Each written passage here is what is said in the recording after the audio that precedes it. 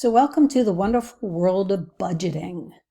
Budgeting basically is learning how to live within your means. If you only earn $100 a week, to stay on budget, you do not spend more than $100 a week. A budget is a systematic way of laying out what you expect to spend your money on. In a good budget, you assign every dollar a job before you actually earn that dollar. So if I earn $100 a week, I might say, well, $25 of that goes towards food and $25 of that goes towards my rent until I have spent or assigned each one of those $100. So $10 of that might go to savings, so that when I get my $100, $10 automatically goes to savings and everything else has been assigned a job, so that I don't end the week and say, oh, I have $10 left over. What do I do with it? That's not a good budget. A good budget has already assigned every single dollar earned a job, whether it's to be spent on a necessity or it's to be going into savings.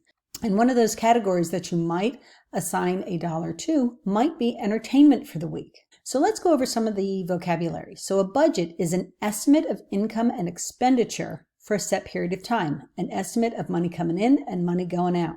Expenses are incurred costs that must be paid monthly. It could be your rent, your mortgage, your utility bills. It could be food bills, whatever. It's whatever you spend money on, gas for your car, a car payment, what have you.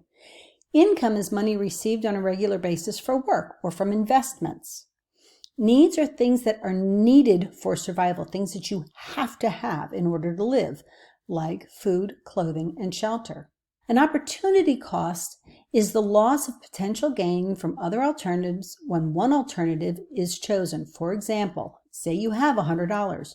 You can either use that $100 and buy a new outfit, or you could use that $100 and go to a concert with friends. That would cover the cost of the ticket as well as transportation to get there and any food or drink that you might have while you're there. The opportunity cost comes in when you choose one of those two, because you can only do one of them. So if you decide to buy the new outfit, the opportunity cost is the loss of going to the concert with friends, or vice versa. Salary is a fixed or regular payment typically paid on a biweekly basis or on a monthly basis. This is often expressed as an annual sum made by an employer to an employee, especially a professional or what is called a white-collar worker. So, for an example, you might hear somebody say, well, she received a salary of $36,000.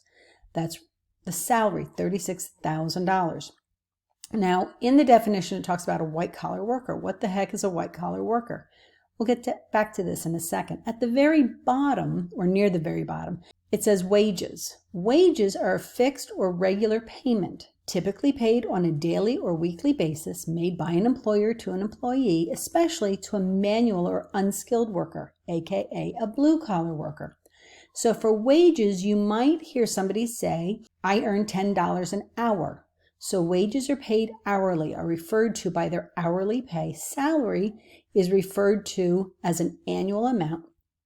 Typically, these are professional or white-collar workers, like I said, and wages are usually blue-collar workers. So what the heck is the difference between a white-collar and a blue-collar worker? So traditionally, a blue-collar worker, if you think of an auto mechanic oftentimes will wear a blue one-piece jumpsuit or dark blue pants with a dark blue button-down shirt. The collar of their shirt is typically blue, and historically they have been blue, as opposed to somebody who works in an office. When you think of people who work in an office, think about Wall Street. When you think of people who work on Wall Street, they typically have what color shirt?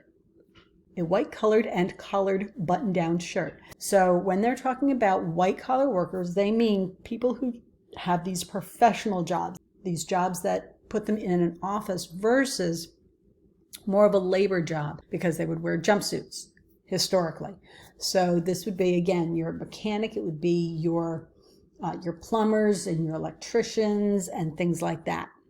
To go back up midway through the vocabulary, savings, money saved, especially through a bank. Taxes are a compulsory contribution to state revenue. We don't have a choice as to whether we pay taxes or not. It's compulsory. It has to be done. Taxes are levied by the government on workers' income and business profits, or added to the cost of some goods, services, and transactions. As they say, there are only two things in life that are guaranteed, and that is death and taxes. And then at the very bottom are wants. Wants are as opposed to needs, which was the fourth term down. But wants are the things that are not needed for survival. These are luxuries, things like TV. Believe it or not, you can live without a TV. You can live without a car. You may have to move to be closer to where you go to work or school, but you can live without a car. You can walk, you can get a bicycle. That new pair of shoes or the newest video game, these are all wants. You can survive without them, believe it or not. The newest phone, you can survive without it. As opposed to the needs, food, clothing, shelter, those are needed for survival. So that's your vocabulary.